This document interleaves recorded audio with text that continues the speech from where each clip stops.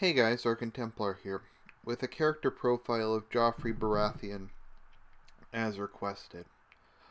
I hadn't really considered doing a character profile of Joffrey, largely because I didn't think there was that much to say about him. He's just kind of a psycho. But I thought about it a bit, and I think more what's interesting about Joffrey is his relation to other characters and his similarity to other characters than, well, Joffrey himself. Because let's be honest, Joffrey himself is kind of one-dimensional. He's just kind of a psycho. But I think what's interesting about him is his parallels to the Emperor Caligula and the Emperor Nero to a lesser extent. I once heard Caligula described as having no friends and no enemies, just power. And Joffrey is very much like that. We see that there is no one close to Joffrey. There's no one that he trusts. There's no one that he relies upon, which is an extremely dangerous situation for a ruler. Because while there are rulers like Aegon the Conqueror, who don't really have many close friends, and in fact, distance is important for a ruler, it's also important, as Tywin Lannister said, to be able to take advice from people who know more than you. It's important to have people there to tell you you're crazy. People there to say, look, Joffrey, I'm your friend, I'm your biggest supporter, but you can't do this. This is going to be bad for you. But Joffrey doesn't have anyone there like that. Nor does he really, until the War of Five Kings, have anyone who disputes his claim to the throne, or anyone who's really a rival of his. Monarchical power is kind of interesting in the Game of Thrones universe, because while the king himself has less power than in real life, he seems to have more ability to take offense from things. Because historically, people very often could openly challenge kings without being punished, particularly in England, and without it causing civil war. In Westeros, it seems you can't challenge the king even mildly without it leading to your death or downfall, which is not really how it worked in real life, despite the king having much less actual power than they do in real life. Westeros is very much a confederation of sorts, with the Lord Paramount's basically being kings and the Iron Throne possessing virtually no authority. There's no royal army, for instance. So Joffrey's a figure who has no friends and no enemies. But what's more interesting is his relationship with his parents. Joffrey is, ironically enough, the complete... He's extremely similar to both his parents. And I know Jaime's his real father, but Robert is the one he saw as a father and the one that he modeled himself after. It's kind of interesting because Robert and Cersei hate each other, but in a lot of ways they're extremely similar. Neither of them has any self-restraint. Neither of them has any diplomatic skills. Both of them are supremely arrogant. They both just expect people to do what they tell them to do. They're not used to not getting their own way. If they don't get their way, or anyone even mildly challenges them, they fly into a rage and plot the downfall of whoever goes against them. They have no conception of their own mortality, of their own limits, of practical limits to anything. If you notice, they're both grossly financially irresponsible. Cersei bankrupts the realm as Robert does. They're both prone to grandeur, to spending money they don't have on things they don't need. It's very much a case where the two of them are similar. I also think they're both cruel. I think Robert is, to a large extent, a cruel man or an amoral man. The thing is, he's just not interested in really ruling. He does like power, though. He does like being in charge, and he does have a very cruel streak that you can see with how he just dismissively deals with Ned, despite the fact, like, with the death of Lady. Ned had just agreed to come south to his probable death into a really dangerous situation and leave his wife and a large portion of his family behind. and there's a minor scuffle, and he just said, I don't really give a shit. Robert is a very, despite him seeming warm, he's a very cold man. He didn't really care when Tywin Lannister sacked King's Landing and killed thousands of people.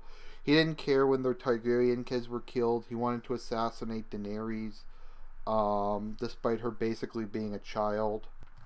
He treated both of his brothers with disdain and dismissed them. He paid no attention to his children. He was a complete asshole to his wife. Granted, Cersei's a terrible human being, but she's still his wife, and the fact that, like, the first time he had sex with her, he was drunk and called her Lyanna, is kind of an indication of what an asshole he is. So, neither Cersei nor Robert really have a moral center at all. Both of them are extremely self-indulgent. Both of them do whatever they want.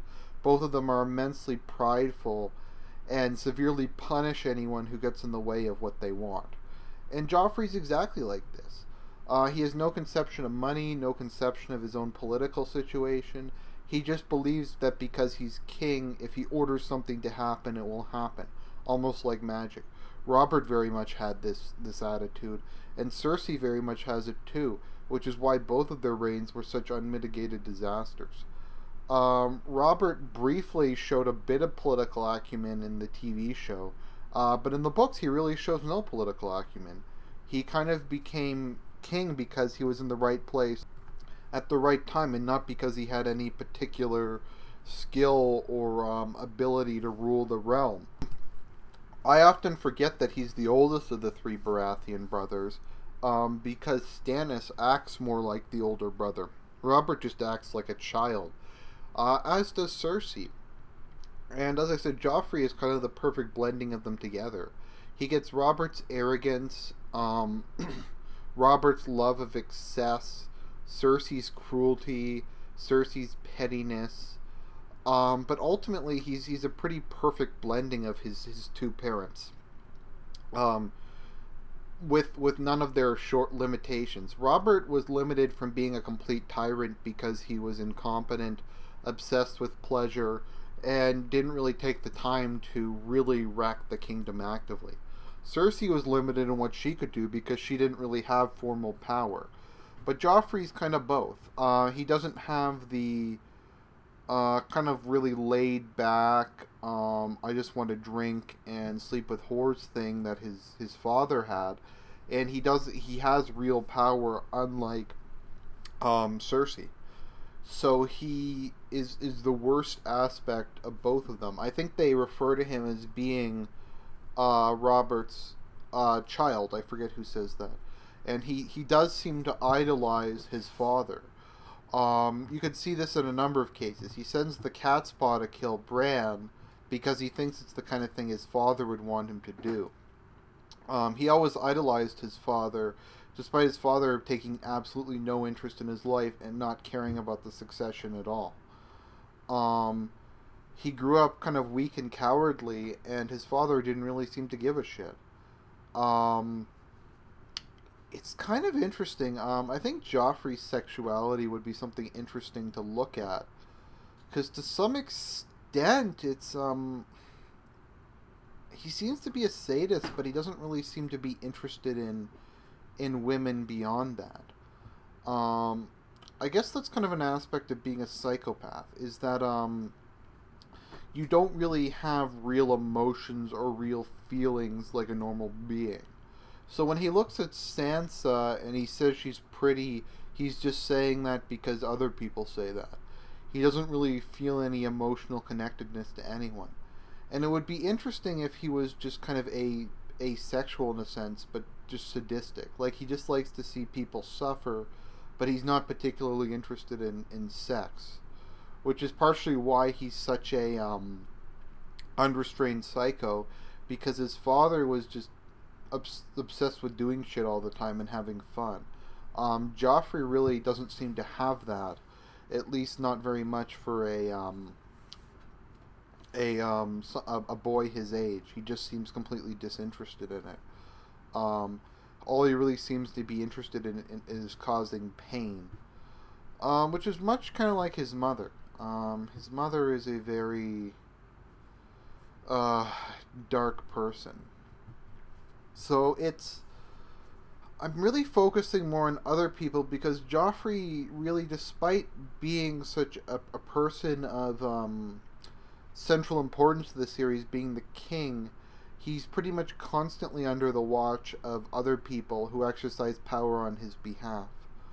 Um, that's partially because of his age and partially just because he can't be led anywhere near power, despite him being the king.